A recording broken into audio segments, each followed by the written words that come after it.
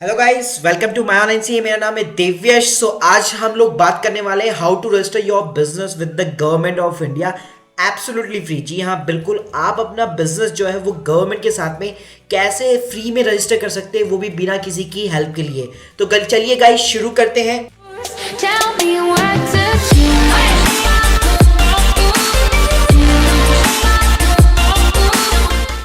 इस रजिस्ट्रेशन का नाम है एमएसएमई उद्योग आधार रजिस्ट्रेशन। जी हाँ, बिल्कुल ये इसी की वजह से संभव हो पाया कि आप अपना बिजनेस गवर्नमेंट ऑफ इंडिया के साथ में बिल्कुल आसानी से रजिस्टर कर सकते हैं। तो चलिए गाइस जानते हैं कि एमएसएमई है क्या। तो बेसिकली एमएसएमई जो है वो एक micro small and medium enterprise की एक डेफिनेशन में आता है, जो कि एक डिपार्टमेंट अलग से गवर्नमेंट ऑफ इंडिया का डिपार्टमेंट है जो आपको सर्टिफिकेट देता है। जो स्मॉल बिजनेस है उनको लाइसेंस प्रोवाइड करता है ताकि गवर्नमेंट की जितनी भी स्कीम्स है, जो भी बेनिफिट है, वो सारे के सारे आप लोगों को मिल सके। साथ में गाइस ये आपको फाइनेंशियल और टेक्निकल सपोर्ट भी देता है जो स्मॉल एंटरप्रेन्योर्स है, जो अपना बिजनेस स्टार्ट करना चाहते हैं, बहुत ही छोटे उद्योग के साथ में, लघु जो उद्योग कहलाते हैं उनके साथ में स्टार्ट करना चाहते हैं। तो ये यहाँ पे आपको फंडिंग वगैरह सारी चीजें देता है। तो ये देखिए सर्टिफिकेट, ये तीन चीजों के लिए बहुत ज्यादा ये हेल्पफुल है। एक, आपको अगर विदाउट गारंटी और इजी लोन चाहिए, जैसे प्रधानमंत्री मुद्रा बैंक लोन हो गया, इसके ऊपर मैंने ऑलरेडी एक वीडियो बना रखा है, अगर आप लोगों ने नहीं देखा तो डिस्क्रिप्शन या कमेंट सेक्शन में आपको लिंक मिल जाएगी। साथ में जो सेकंड बेनिफिट है वहां पे है get financial support in the foreign export various government subsidies. देखिए होता क्या है कि जो एक तरह से जो गवर्नमेंट है वो कई सारी आपके लिए स्कीम्स लाती है। इवन जो बाहर की जो कंट्रीज है वहां पे कई सारी एग्जीबिशंस भी लगती है, तो उन एग्जीबिशन में जाने का आप लोगों को एक तरह से मौका मिलता है अगर आप इसके अंदर रजिस्ट्रेशन लेते हैं। प्लस देखिए स्टेट गवर्नमेंट भी अपने अपने स्टेट के लिए अलग अलग फैसिलिटी लाती है, अपने अपने स्टेट के जो बिजनेस होते हैं उनके लिए इंसेंटिव लाती है, सब्सिडी लाती है। फॉर एन एग्जांपल मान लीजिए अगर आप पेटेंट करवाते हैं या फिर आईएसओ सर्टिफिकेशन लेते हैं तो वहां पे आपको गवर्नमेंट सब्सिडी देती है। तो ऐसी काफी सारी वेरियस स्कीम्स है, इंसेंटिव है, गवर्नमेंट के लोन्स है। तो अगर आप उन सभी का लाभ उठाना चाहते हैं तो ये सर्टिफिकेट आप लोगों के लिए बहुत ज्यादा इंपॉर्टेंट हो जाता है। तो चलिए गाइस अब बात करते हैं कि यार सिर्फ एमएसएमई लेने से ही कि मेरे बिजनेस का रजिस्ट्रेशन हो जाता है। तो देखिए यहाँ पे मैं आपको क्लियरली बताना चाहूंगा कि एमएसएमई का जो उद्योग आधार सर्टिफिकेट है वो सिर्फ एक तरह से लाइसेंस है ताकि आपको गवर्नमेंट के जितने भी स्कीम्स और बेनिफिट्स है वो आपको मिल सके, ताकि आपको अधिकार मिल सके उन सारी चीजों का। तो अगर आपकी प्रोप्राइटरशिप फर्म है, पार्टनरशिप है, प्राइवेट लिमिटेड कंपनी है, एलएलपी है, ओपीसी है, अगर आप इन सभी टर्म्स को नहीं जानते तो इसके ऊपर भी मैंने ऑलरेडी एक वीडियो बना रखा है जिसका लिंक डिस्क्रिप्शन में दिया हुआ है या कमेंट सेक्शन में दिया हुआ है, तो वहां पे जाके आप देख सकते हैं। तो गाइस ये सिर्फ आपको एक सेल्फ सर्टिफिकेशन प्रोवाइड करता है जो कि एक तरह से आप गवर्नमेंट की स्कीम्स का बेनिफिट ले सके। लेकिन अगर आप बैंक के अंदर अकाउंट ओपन करना चाहते हैं तो मैक्सिमम बैंक जो है मना कर देते हैं इसके बेस पे, जहां पे आपको कुछ और सर्टिफिकेट भी चाहिए होता है एज ए सोलो प्रोप्राइटरशिप। अगर मान लीजिए अगर आपको बैंक का लोन चाहिए तो डेफिनेटली इसके लिए आप अप्लाई कीजिए।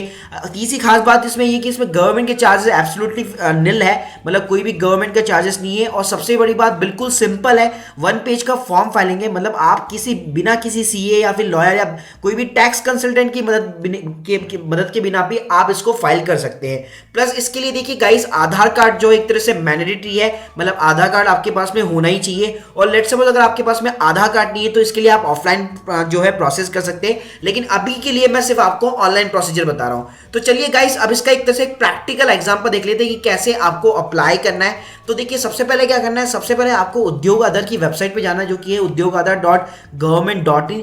जैसे आप इस वेबसाइट के ऊपर लैंड अप करते हैं यहाँ पे आपसे सबसे पहले आधार नंबर मांगा जाता है। तो आपका जो भी आधार नंबर, अगर आप सोलो प्रोप्राइटरशिप फर्म चला रहे हैं तो आपका पर्सनल आधार नंबर चलेगा।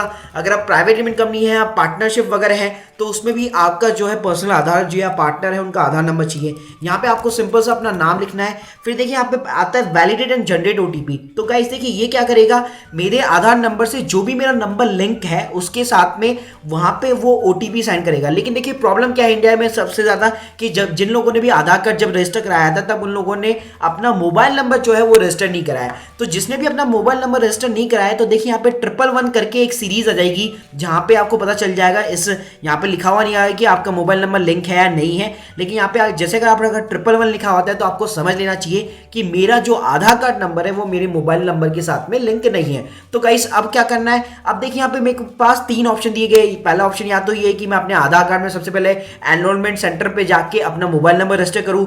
दूसरा ये है कि मैं ऑफलाइन फाइलिंग करूं, अपने नियर जो मेरे डीआईसी डिपार्टमेंट है वहां पे जाके मैं ये फॉर्म सबमिशन करो ऑफलाइन। जब तीसरा मेरे पास एक और ऑप्शन है जहाँ पे मेरे को गवर्नमेंट की कोई भी आईडी एक फोटो आईडी प्रूफ जो है अपलोड करनी पड़ती है, जैसे आपका पैन कार्ड कॉपी हो गया, वोटर आईडी हो गया, पासपोर्ट हो गया, तो ये ड्राइविंग लाइसेंस हो गया, तो ये सारी चीजें। तो यहाँ पे आपको क्लिक हेयर यहाँ पे करना है तीसरे ऑप्शन के ऊपर। तो जैसे ही आप यहाँ पे क्लिक करते हैं तो यहाँ पे आपके पास में पूरा फॉर्म ओपन हो जाता है। फिर गाइस आपने एक तरह से आधार कार्ड नंबर में आधार नंबर डाल दिया, नेम ऑफ एंटरप्रेन्योर वेरिफिकेशन करा लिया, खुद का नाम। अब बात करते हैं सोशल कैटेगरी की, तो यहाँ पे आप जिस भी कास्ट में आते हैं, जनरल में आते हैं, एससी में आते हैं, एसटी में आते हैं, ओबीसी में आते हैं, क्योंकि हर कास्ट के हिसाब से रिजर्वेशन के हिसाब से यहाँ पे गवर्नमेंट की जो बेनिफिट है, जो स्कीम से वो बदलती रहती है, तो यहाँ पे आपको वो चूज करना पड़ेगा। प्लस जो जेंडर है आपका, ऑब्वियसली जो मेल है या फीमेल है, प्लस फिजिकल हैंडीकैप। तो देखिए फिजिकल हैंडीकैप के लिए भी गवर्नमेंट अपने हिसाब से अलग अलग स्कीम चलाती रहती है, तो यहाँ पे आपको वो चूज करना है। नेम ऑफ द एंटरप्राइज की बात करो, उद्यम का नाम मतलब आपकी फर्म का नाम, आपकी कंपनी का नाम। अगर आप एज ए प्रोप्राइटरशिप वर्क कर रहे हैं तो यहाँ पे आप कोई सा भी नाम चूज कर सकते हैं, जैसे मैंने माई ऑनलाइन सीए सर्विसेज डाल दिया, राइट। उसके बाद में आता है टाइप ऑफ द ऑर्गेनाइजेशन। तो यहाँ पे जैसे मैंने ऑलरेडी मैं आपके अपने एक वीडियो में बता चुका हूँ कि कितने टाइप की ऑर्गेनाइजेशन होती है, तो जैसे यहाँ पे मैंने प्रोप्राइटरी चूज कर लिया, करेक्ट। उसके बाद में गाइस यहाँ पे आपको अपना पैन नंबर डालना है। अगर मान लिया आपके पास में पैन नंबर नहीं है तो इसको आप ब्लैंक भी छोड़ सकते हैं, कोई दिक्कत वाली बात नहीं है। आपके पास में आधार कार्ड जरूर होना चाहिए। प्लस 9वीं जो 9 पॉइंट है वहां पे आपको लोकेशन ऑफ द प्लांट पूछता है। तो गाइस यहाँ पे आपको जो अपनी फर्म का एड्रेस डालना है जहां से आप बिजनेस स्टार्ट करना चाहते हैं। जरूरी नहीं है कि यार आपके पास में कोई ऑफिस हो, कोई ऑलरेडी रेंट पे लिया हुआ कोई प्लेस हो, आप चाहो तो अपने घर का एड्रेस भी यहाँ पे दे सकते हो। तो सिंपल से आपको गाइस घर का एड्रेस डालना है, यहाँ पे रोड डालना है, स्ट्रीट डालना है, लोकेशंस डालनी है, स्टेट चूज करना है, डिस्ट्रिक्ट चूज करना है और इसको ऐड प्लान कराना है। अगर आपकी मल्टीपल लोकेशन है तो वो भी आप यहाँ पे ऐड करा सकते हैं। अगर 10वें पॉइंट की बात करो तो यहाँ पे सिंपल से आपका ऑफिशियल एड्रेस आता है, जहाँ पे आप जो है बिजनेस करना चाहते हैं या कोई भी लेटर वगैरह जो भी चाहते हैं वो यहाँ पे आपको एड्रेस डालना पड़ेगा। स्टेट चूज करना है, डिस्ट्रिक्ट चूज करना है, पिन कोड नंबर डालना है, मोबाइल नंबर है, बेसिक सी चीज है। और ईमेल गाइस यहाँ पे ध्यान रखिएगा, ईमेल ध्यान से डालिएगा क्योंकि जो फाइनल सर्टिफिकेट है वो आपकी ईमेल आईडी के ऊपर ही आएगा, राइट। और मोबाइल नंबर वही आएगा जो आपका प्राइमरी मोबाइल नंबर है। अब यहाँ पे बात आती है डेट ऑफ कमेंसमेंट की। तो गाइस डेट ऑफ कमेंसमेंट में हमेशा आपको पास्ट डेट डालनी है कि जब भी आपने बिजनेस जो है स्टार्ट किया था। अगर 12वें पॉइंट की बात करूं तो गाइस पहले क्या होता था, उद्योग आधार की जगह 2 फॉर्म और फाइल होते थे जिसका नाम था EM1 EM2। तो अब ये बंद हो चुके हैं। तो यहाँ पे गाइस आपको जो है EM1 EM2 सेलेक्ट नहीं करना। अगर आपने ऑलरेडी लिया हुआ है तो यहाँ पे आप वो संख्या डाल सकते हैं। अब बात करता हूँ बैंक डिटेल्स की। तो देखिए आपके पास में अगर ऑलरेडी सोल प्रोप्राइटरशिप फर्म है, पार्टनरशिप प्राइवेट कंपनी है, तो आपके पास में अपनी कंपनी या फिर फर्म का बैंक अकाउंट होगा। तो वो बैंक अकाउंट जो है यहाँ पे IFSC कोड है, बैंक अकाउंट नंबर है, वो आपको डालना है। यहाँ पे ध्यान रखिए कई लोग एक तरह से सेविंग अकाउंट की संख्या भी डाल देते हैं, तो डेफिनेटली आप डाल सकते हैं अगर आपका turnover less than 10 lakh rupees है और अभी जस्ट आपने इनिशियली स्टार्ट किया, तो डेफिनेटली यहाँ पे वो भी इनपुट कर सकते हैं। उसके बाद में 14 पॉइंट के अंदर गाइस आपको यहाँ पे मेजर एक्टिविटी डालनी है कि आपका बिजनेस किस चीज के अंदर काम करता है। अगर आप मैन्युफैक्चर है या फिर ट्रेडर है तो आपको हमेशा मैन्युफैक्चर चूज करना है। अगर आप सर्विस प्रोवाइड कर रहे हैं अपने मेनली अपने बिजनेस के अंदर तो आपको सर्विस प्रोवाइड करना होगा। उसके बाद 15 जो ऑप्शन आता है वो आता है नेशनल इंडस्ट्री क्लासिफिकेशन। तो गाइस यहाँ पे आपको क्या डालना है, यहाँ पे वो चीज डालनी है जिसके अंदर आप डील करते हैं, आपका बिजनेस डील करता है। फॉर एन एग्जांपल अगर मेरा बिजनेस जो है टॉयज के अंदर डील करता है, टॉयज में बनाता हूं, तो ये देखिए यहाँ पे आप जैसे ही सर्च करेंगे यहाँ पे काफी सारी आपके सामने कैटेगरीज ओपन हो जाती है।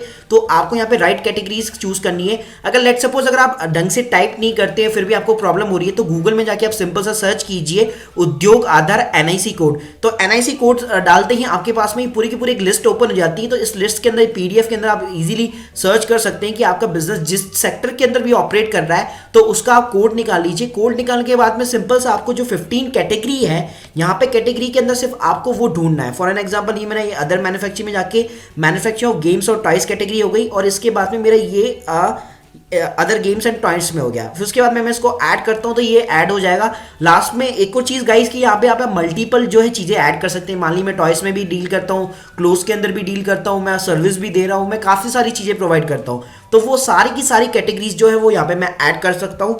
फिर 16 नंबर में गाइस यहाँ पे आपको डालना है कि आपकी फर्म के अंदर आपकी कंपनी के अंदर कितने लोग काम कर रहे हैं। मान लीजिए अगर आपने अभी जैसे स्टार्ट किया तो आप खुद ही अकेले हैं तो यहाँ पे आप 1% डाल सकते हैं। उसके बाद में सेकंड चीज आती है इन्वेस्टमेंट की। तो गाइस यहाँ पे देखिए इन्वेस्टमेंट का मतलब ये नहीं है कि आपको यार अपने बिजनेस के अंदर इन्वेस्टमेंट करना है, तो जैसे एक पेपर वाइज है कि आप अपने बिजनेस के अंदर कितना इन्वेस्टमेंट लगाना चाहते हैं, लगा सकते हैं, या फिर इन द फ्यूचर अगर आपको लोन की रिक्वायरमेंट है तो कितना इन्वेस्टमेंट आपके बिजनेस के लिए रिक्वायर्ड है, राइट। तो यहाँ पे गाइस आपको वही इन्वेस्टमेंट लिखना है जो आपके बिजनेस के लिए मैंडेटरी है। अगर मैं मिनिमम की बात करूं तो ये 1 lakh rupees in the lakhs लेता है, तो पॉइंट्स नहीं लेता, ये 1 लाख आपको हमेशा डालना ही पड़ेगा। 1 लाख से 10 लाख के बीच आप कोई सा भी इन्वेस्टमेंट जो है डाल सकते हैं जो आपके बिजनेस के लिए हेल्पफुल करता होगा।